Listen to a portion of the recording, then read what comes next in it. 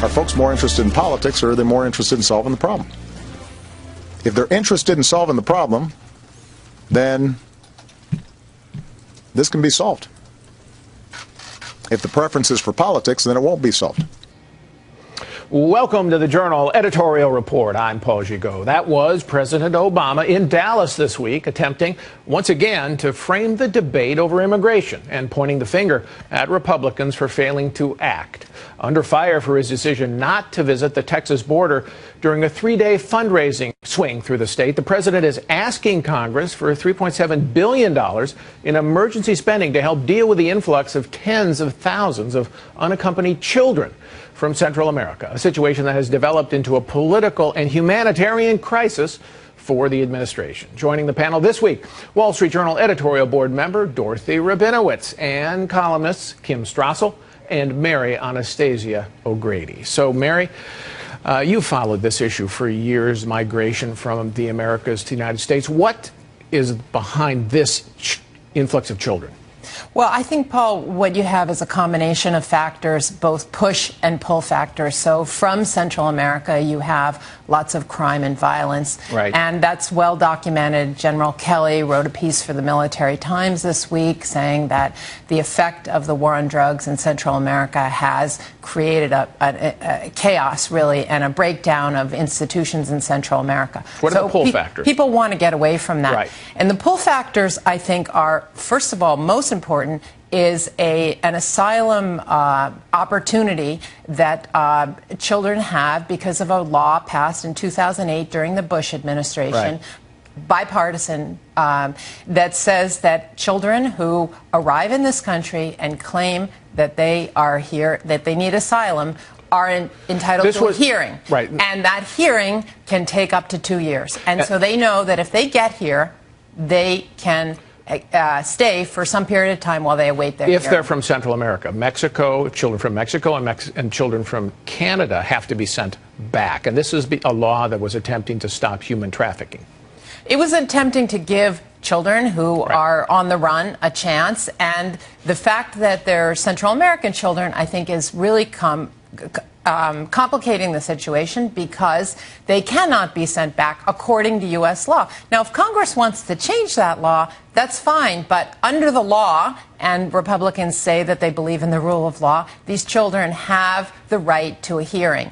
And unfortunately, because the courts are so backed up, that can take up to 2 years. But a lot of their parents also are here for economic reasons, are they not? I mean, the parents, for example, some of the parents are sending for their children to come to join them here or join their aunts and uncles or other people who are already here because they've come here for economic reasons. Right. I mean, what I was trying to explain is that the crime and the violence are right, one of the factors, but the other factor is that they know that if they get here, they are probably going to be able to stay with their families for up to 2 years. And in those circumstances, they have better economic opportunities and they are safer and they escape the gangs. All right, Dorothy, would you agree with some of those who claim that maybe the president wanted this influx over the border because maybe this would help get immigration reform passed?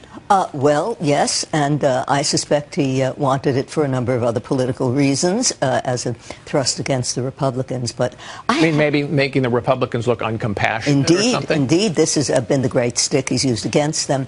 And I think there is a certain amount, not entirely, of myth-making about the causes of these children's influx, one of them being the great and terrible violence that's taking place. Violence has been taking place in these disordered societies forever. So you put more emphasis on the pull factors, the Absolutely. Promise of being able to stay here in the United States. And you have to think, I mean, these are heartbreaking sights. There's no question about it. But these children largely are pawns.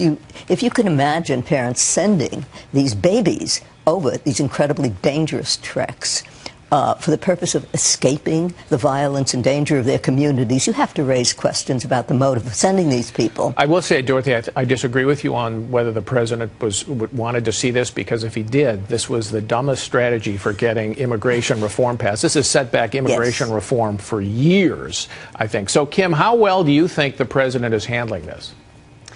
Well, look, this has led to, actually, I agree with you, very awkward politics, not just for him, but for other sides.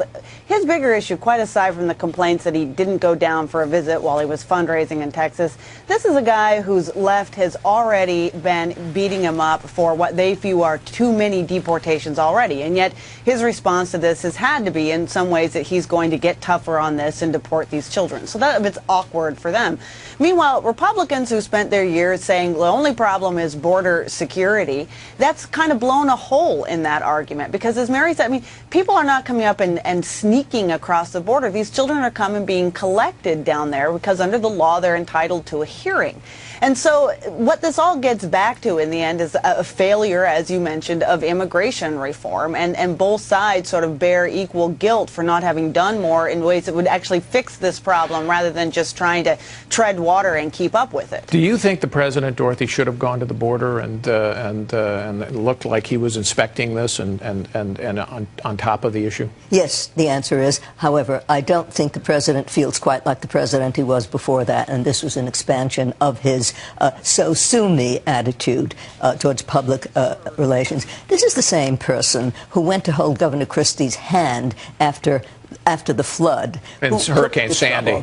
Yes, I mean, who took the trouble to do that, who suddenly can't move from a billiard-playing excursion. Because you think that this is awkward politics for him, as Kim says? It's awkward, and I also think it's a kind of helpless, so I actually think it's a kind of psychological breakdown of a sort, a kind of resistance to the role of a president, and it's saying, I don't have good approval in the ratings. Here's some more. I don't have to have a portrait of my compassion. You better know who I am. All right, Dorothy Rabinowitz, thank you very much.